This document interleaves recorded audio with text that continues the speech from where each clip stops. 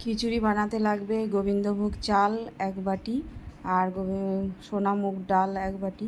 বাটি বা কাপ যে কোনো কিছুতে মাপলেই হবে, কিন্তু মাপটা যেন সমান সমান থাকে দুটোরই। এই যে ধুয়ে পরিষ্কার করে নিয়েছি। এবার একটা কড়াই বসিয়ে দিলাম, 4 টেবিল চামচ মতো তেল দেব।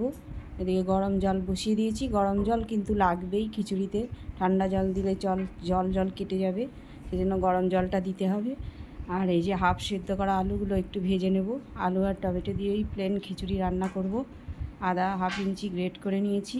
আলুগুলো ভাজা হয়ে গেছে। ফোড়ন দেবো 2টো শুকনো লঙ্কা আর হাফ চামচ 5 ফোড়ন। এর মধ্যে দিয়ে দেবো জিরের গুঁড়ো, ধনের গুঁড়ো, লঙ্কার গুঁড়ো, হলুদ গুঁড়ো দিয়ে একটুখানি ভাজবো। তারপরে দেবো আদা, গ্রেট করা আদাটাও ওর মধ্যে ভেজে নেব। আগেই চাল দেওয়ার আগেই চাল আর ডালটা এরপরে দিয়ে দেবো, দিয়ে 2 মিনিট ভেজে নেব। তারপরে ফোটানো গরম জল দেব। এই যে দিয়ে দিলাম চাল আর ডালটা।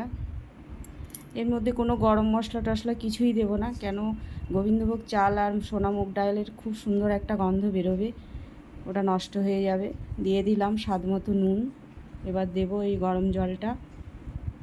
খিচুড়ির মধ্যে ঠান্ডা জল দেওয়া যায় না, কেন একদম জল কেটে যাবে আর খিচুড়ির থিকনেসটা নষ্ট হয়ে যাবে। প্রথমে হাফ দিয়ে দিলাম, কেন এটা একটু সিদ্ধ হোক। কতটা লাগবে, কেন এক একটা চালের এক এক রকম জল লাগে, সেজন্য হাফ দিয়ে হাফ সিদ্ধ করে নেব। তারপরে দিয়ে দেবো আলুটা, কাঁচা লঙ্কাটা, দেবো স্বাদ মতো চিনি, টমেটো দেবো।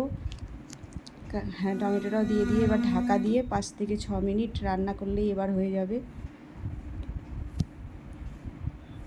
ওদিকে আমি দুধ বসিয়ে দিয়েছি, কেন সন্ধে হয়ে গেছে, চা খাবো।